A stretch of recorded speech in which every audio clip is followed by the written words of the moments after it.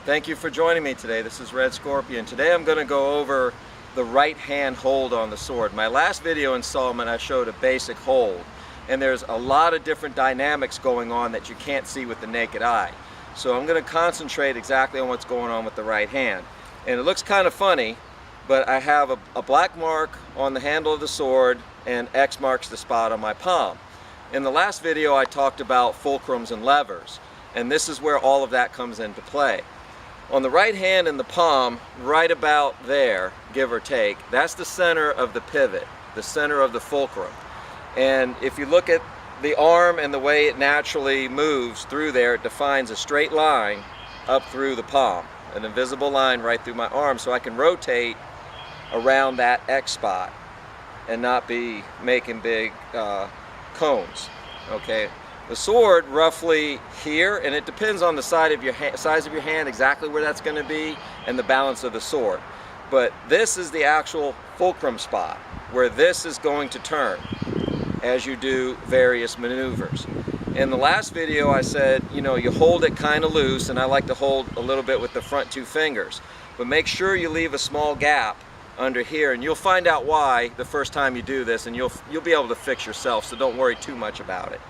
So I have my hand here. Now the fingers are going to grip when I strike. Now if you watch when I close my hand, the middle two fingers are near that X, the outer two are not. So you have weak, strong, strong, weak. Okay? We want to try to always keep strong fingers in that maneuvering somewhere. Okay? So what you do is you'll grip the sword and you'll hold it kind of like you're holding a raw egg. You don't want to grip it tight, you don't want to break it, you want to keep it loose. Now when you go to strike, remember I said push and pull, and we'll talk about the push in the next installment. But push and pull, and it's going to start to rotate. It's going to rotate around that axis. Now I'm going to exaggerate my finger motions so you can see what's happening. But if I'm gripping and I start to rotate, I'm going to lessen the pressure here, increase the pressure here. And likewise, if I come back, I'm going to lessen the pressure here, increase the pressure here. That gives me a full flexible rotation.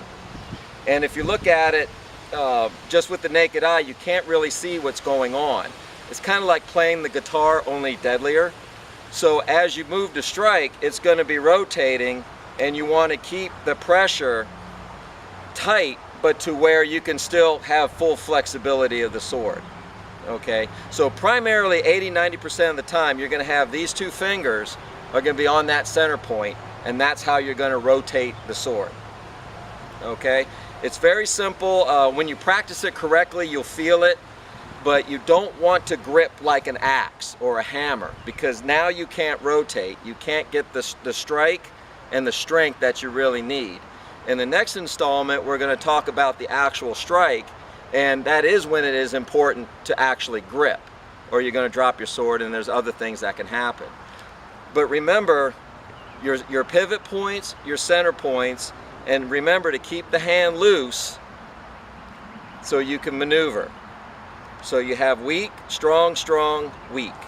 Okay, there are times where you're completely weak, and that happens, but most of the time you're going to be somewhere centered between those two middle fingers. Okay? All right, this is Red Scorpion. Thank you for watching.